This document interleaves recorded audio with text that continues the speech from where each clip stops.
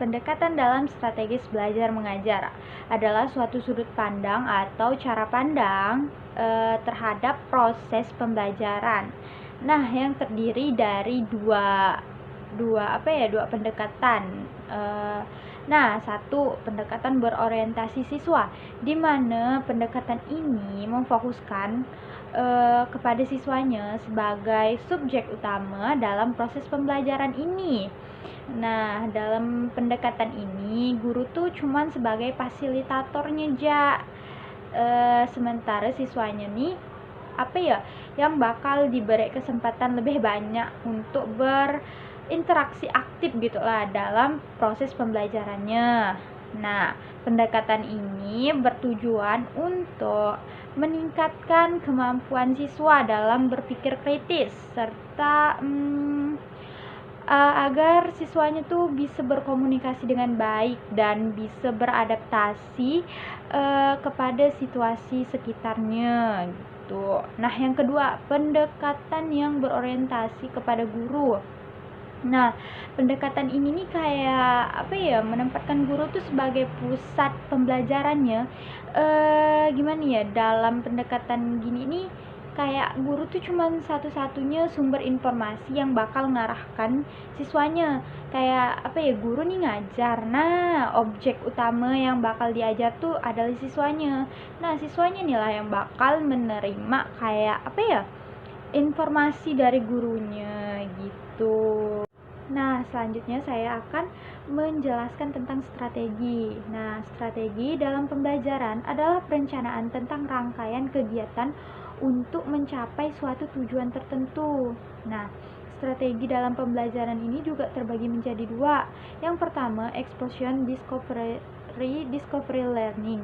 Nah, di mana tuh pembelajaran ini nih memerlukan dua pendekatan, di mana tuh kayak satunya tuh cara penyampaian atau expository dan discovery learning yang bakal saya sampaikan nanti. Nah, yang kedua tuh group individual learning, dimana tuh suatu metode pembelajarannya tuh kayak membentuk suatu grup gitu atau tim gitu, biar bertujuan tuh untuk siswa tuh biar bisa berinteraksi dengan kawan-kawannya gitu, biar dia lebih bisa berinteraksi gitu dan bisa memecahkan masalah dan menemukan bertukar ide gitu dengan teman-teman lainnya gitu. Nah, selanjutnya saya akan menjelaskan tentang metode pembelajaran. Nah, metode pembelajaran adalah cara yang digunakan guru untuk menyampaikan suatu pembelajaran agar siswanya tuh mudah dan cepat untuk memahami itulah pembelajaran itu. Nah, metodenya tuh ada banyak sekali. Nah, yang saya ketahui itu cuma beberapa. Misalnya tuh metode ceramah, di mana kayak guru tuh sebagai sumber informasi yang bakal memberitahu kepada siswanya gitu. Nah, kalau terus yang kedua, di mana tuh metode tanya jawab, di mana guru tuh bakal menanya kepada siswanya gitu. Nah, nanti siswanya tuh bakal guru memberi pertanyaan, siswa yang menjawab. Nah, kayak ada umpan baliknya gitu. Nanti itu tuh bertujuannya tuh untuk supaya siswanya tuh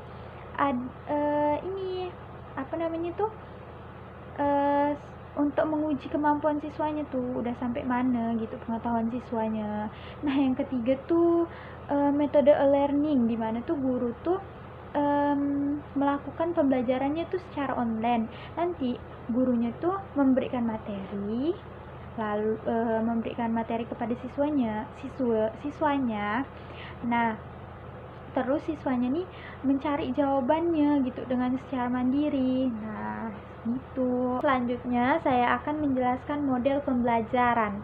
Model pembelajaran tuh merupakan suatu pola perencanaan untuk mengajar secara tatap muka di dalam kelas gitu, untuk mengatur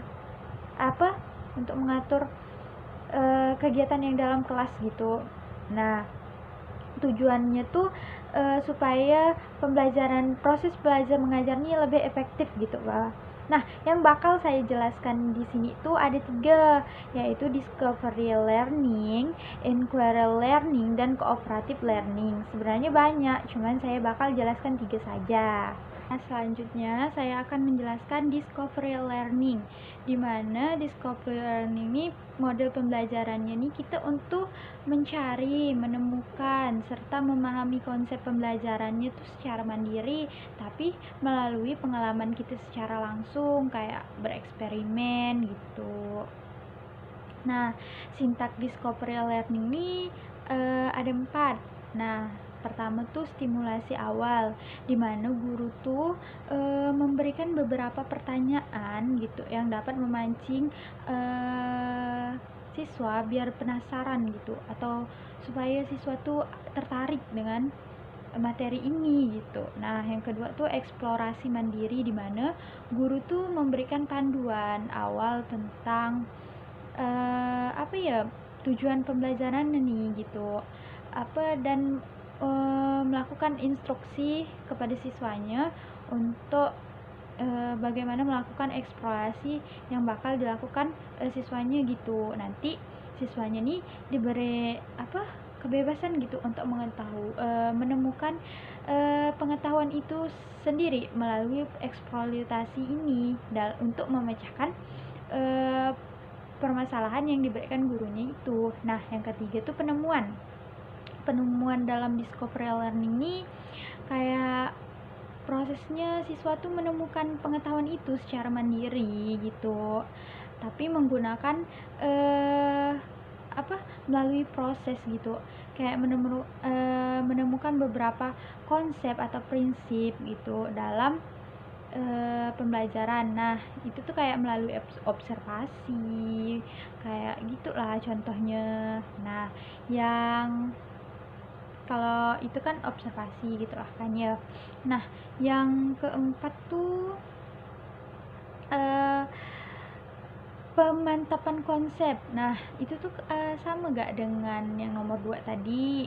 Pemantapan konsep tuh hampir sama gitu sama yang nomor 2. Dalam discovery learning ini dia tuh kayak melalui proses kayak proses eksplorasi untuk pemecahan permasalahan. Nah, guru tuh memberikan panduan awal yang jelas gitu tentang tujuan pembelajaran ini gitu, dan menginstruksikan siswanya juga bagaimana untuk memulaikan eksploitasi siswanya nih, gimana gitu siswanya mengeksplor nih. Nanti juga memberikan kebebasan juga gurunya tentang untuk siswanya nih menemukan pengetahuan lah, biar mengetahui sendiri gitu kan gimana gitu konsep dan prinsip pembelajaran itu gitu.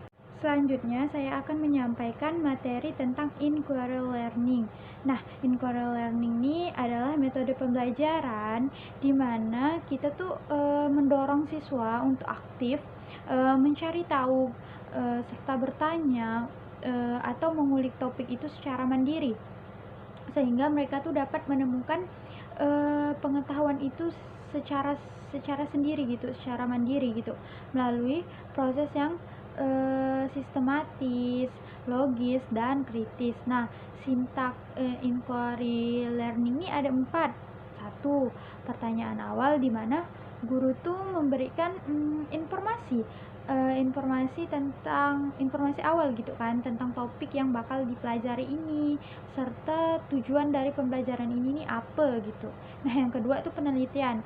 Siswa tuh diberikan tugas untuk merumuskan masalah yang relevan yang harus diuji kebenarannya gitu kan dengan topik yang dipelajari gitu. Nah, yang ketiga tuh analisis. Siswa tuh membuat hipotesis tentang apa yang mereka percaya yang bakal terjadi dalam penyelesaian permasalahan ini gitu. Nah, yang keempat tuh penyampaian hasil. Nah, siswa tuh nanti mengumpulkan data yang relevan, yang memang benar-benar untuk diuji keasliannya gitu, hipotesisnya mereka gitu. Nah, selanjutnya pengertian cooperative learning. Nah, ini materi terakhir yang bakal saya bahas. Oke. Cooperative learning ini adalah kegiatan belajar mengajar secara kelompok gitu, secara tim gitu. Nah, dimana tuh peserta didik tuh siswanya tuh bakal diajarkan bekerja sama untuk mencapai suatu tujuan pembelajaran gitu. Nah, cooperative learning ini menekankan kerjasama di antara siswanya gitu untuk mencapai tujuan pembelajaran kan ya, agar menghindari sikap yang kayak individualisme gitu antara sesama siswa gitu.